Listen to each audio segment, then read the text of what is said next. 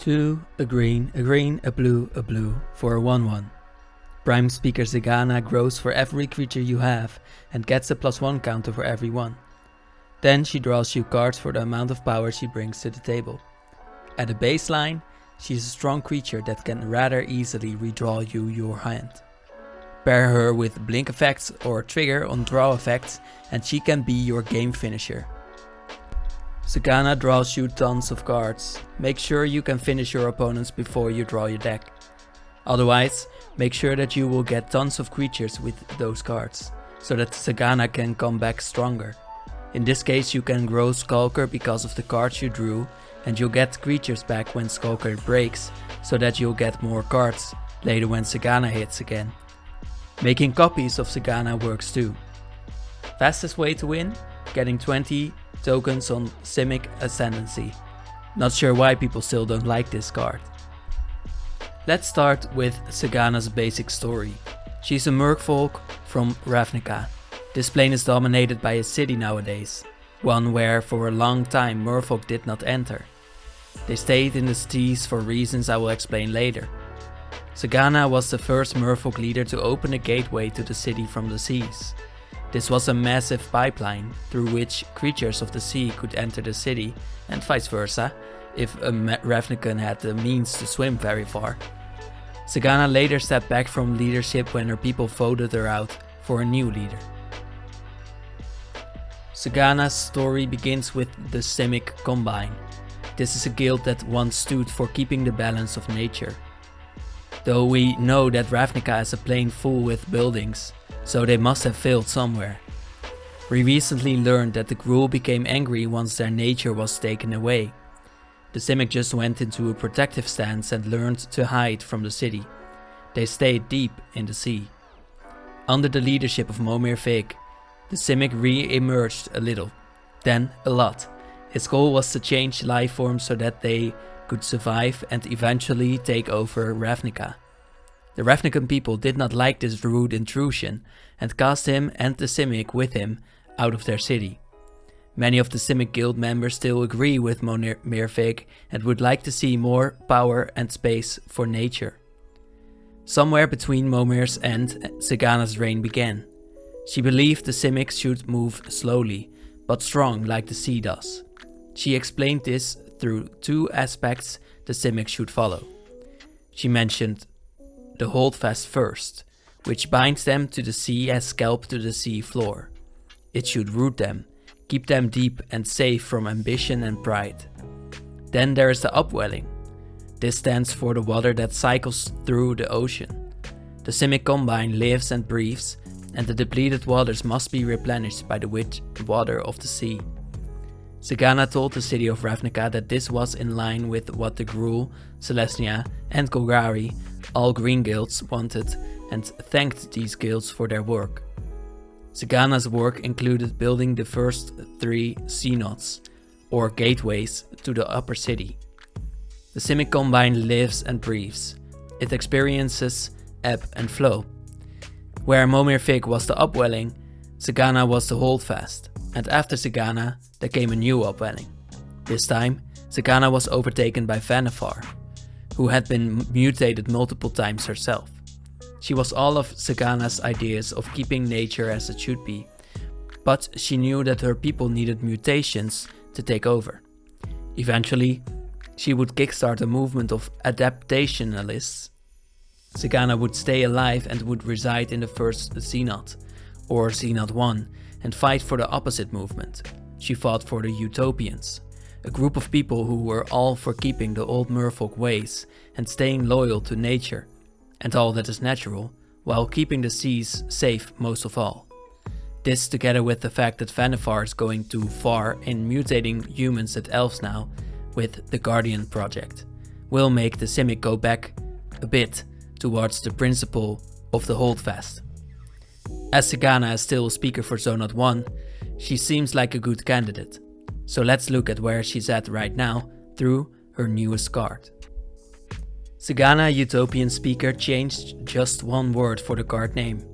Zegana is not Prime Speaker anymore, but she's still the Utopian Speaker. Like Vannevar, she embraces the philosophy that the Simic should keep to the old ways and that they should do anything to keep nature natural and safe from civilization. Zegana used to be more defensive about this. Her card costs 2 a green and a blue for a 4/4.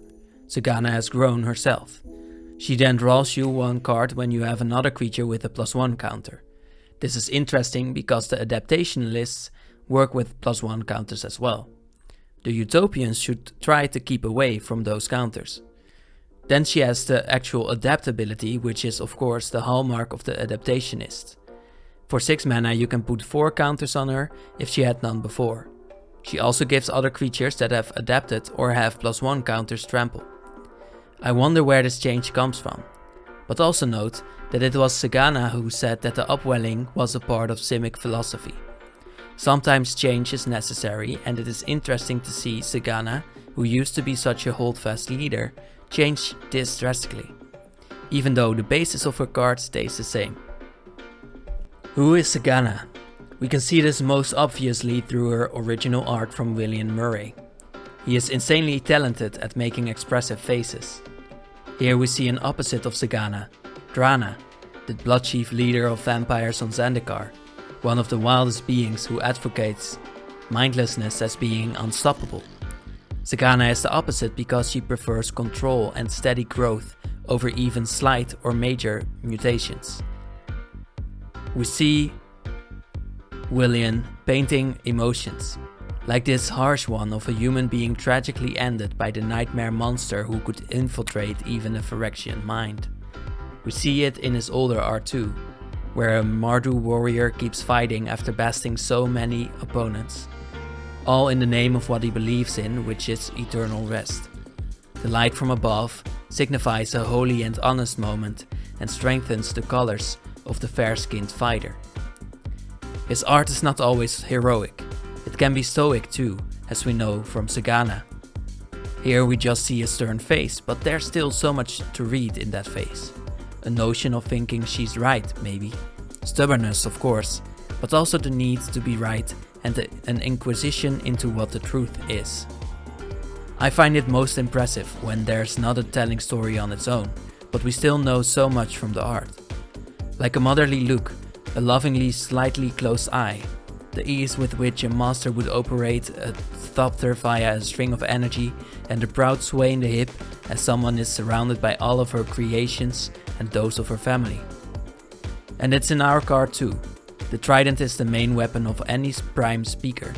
Zegana's gill patterns will stay the same over time, but they seem to radiate power, as does the slight tilt in this body of this most slender merfolk exude pride. Her face is that of a classic Karen, but her eyes betray a softness almost, just because of that soft orange perhaps between all the blue and grey. The light falls heroically upon our utopian speaker of former Prime, and where the weapon hand is clenched, the free hand is open to change, much like the Simic in their ways. Zegana changed. We see this in the story she features in called The Principles of Unnatural Selection.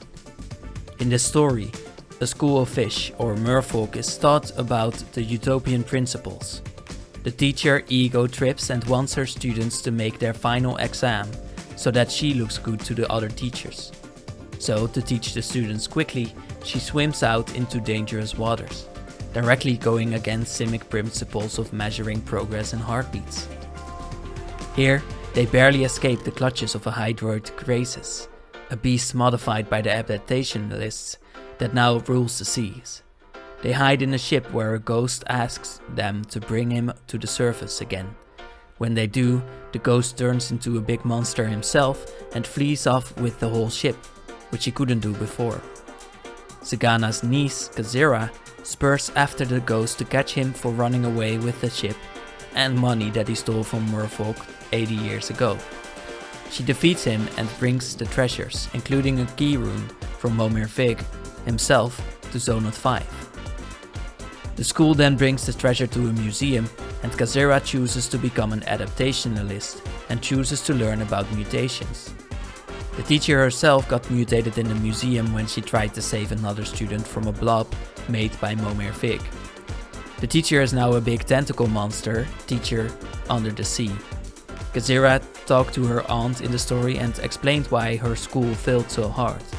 Zegana accepted the explanation, but only because Kazira promised to look for balance between the adaptationalist lifestyle and the utopian philosophy. I assume, although this is not canon, that Zegana chose to mutate herself too, as she was inspired by her niece.